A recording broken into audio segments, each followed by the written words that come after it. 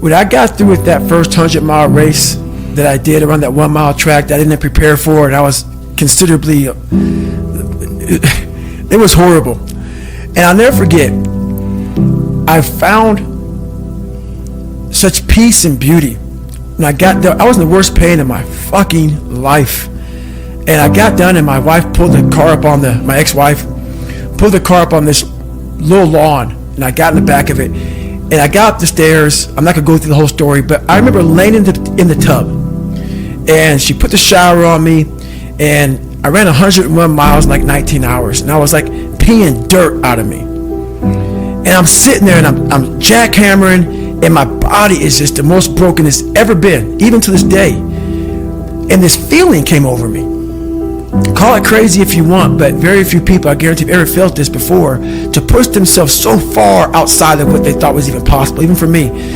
I laid in that tub, and I didn't want it to go away.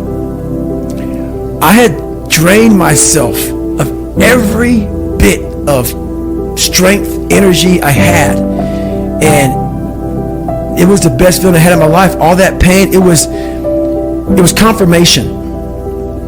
It was confirmation that I had gone through a crucible, and I had figured out another level of David Goggins, a level that I thought was humanly impossible for anybody to do. When I was at mile 70 and shit and pissed all over myself, and I had 30 more miles to go, and I was damn near dead, and I was able to go 31 more miles. In that process of the next 31 more miles, I found out more about myself in that 31 miles than I ever have in my entire life. The conversations, the mental blocks, the roadblocks, everything horrible. It was just feeding at me like light speed. Get the fuck out of here, man. Like, but I was able to figure out different tactics. And when I finally got done with that, and I laid in that tub and it was over, the feeling of, my God, man, you just really discovered a whole new world, a whole new part of the brain that I guarantee very few people have. So it's a feeling I can't even describe.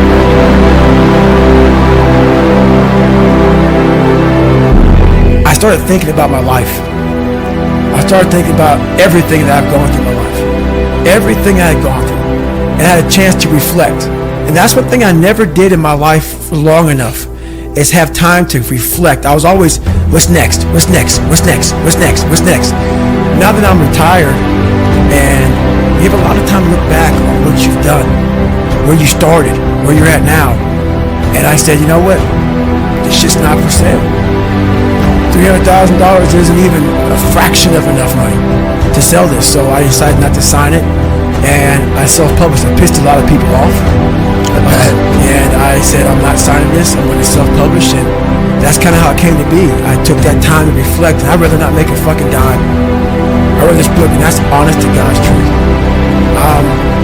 I am fine with the trophy I have in my mind.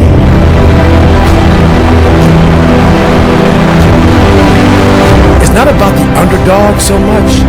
I think we're all an underdog. I think the top CEO on the planet Earth still has that doubt. Yeah. I don't give a fuck where you're from. Kobe Bryant, Michael Jordan, the best on the planet. We're all underdogs. Whether you're an underdog because you put yourself there to be hungry, or you're just a real life underdog. We're all an underdog. And so this is about the mind and people discovering the mind, their own mind. And one thing I know is we all have an equation. We all have an equation. Like, I talk about 3.14 is pi. There's different equations to figure out different kind of, mathematical problems. We as human beings are mathematical problems.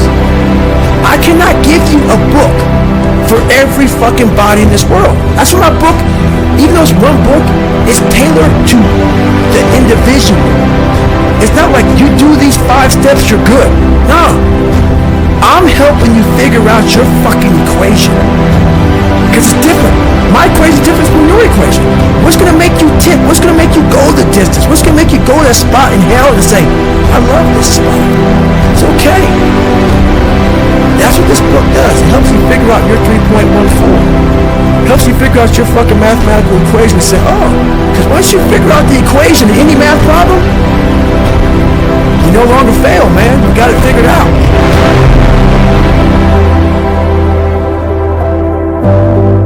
I'm about you figuring out you. Some people take it personal. Some people get you a little butthurt. This is about you figuring out your self-talk has to change. The most important conversation you ever have is the one you have with your fucking self. You walk around with it all day. You act on it. Pretty soon, good or bad. I want you to change who you are. So I'll let you look at it. After about an hour or two, I'll come back and start answering a few of these, questions. Just people say, hey, how you do this? How you do that? Maybe an hour and a half, 2 hours, I'll answer it, and I'm done. I'm off. Because why? I'm still chipping away at David Goggins every single day. And if I spend so much time being occupied by that, I cannot chip away at what's important. What's important is I'm still figuring out this, different things. Yeah, I got the equation figured out, but now the real journey has begun. So I'm still chipping away at life. Still chipping away at life.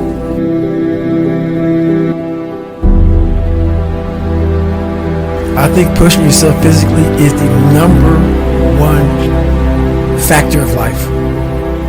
That is the true spot where you can really dive deep into. Life's about self-discipline. It is about self-discipline. We tend to do the things that are easy. And that is it builds no mental toughness. It builds no mental hardening. It builds nothing. When you working out is where you can build that the fastest. Because it's a constant, it gives you instant feedback. You may not lose the weight you want to real fast, but the discipline it takes, it transfers over to all aspects of your life. It's not people, man, why are you always working out? Stop looking at it that way. This is the foundation of life. When you look in the mirror, every morning we all look in the mirror to get ready to go to work, to go anywhere. The first thing you see is your reflection. If you don't like what you see in the morning, you lost the war already. It's not about even liking what you see. It's about looking in the mirror and you may start, man, I feel different. That reflection is not everything. It's a feeling you're supposed to get. So you have to, in life, once you leave your house, the war begins. In your house, you have some control. And that reflection in that mirror, you have to control that reflection in the mirror. That's how you start your day. If you leave your house feeling like, okay, I can fight. I've established the mentality to fight. And all that comes from working out. It's not just from, you can't find that in the office.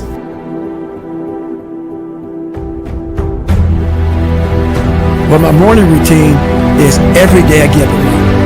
Every single day. That's why I hate that the most. So that is where we share that feeling. Yes, I hate that the most. So you have to do something that sucks every day. Because why? Once you overcome the suck, now you're powerful. You've overcome yourself already. So now you're ready to battle.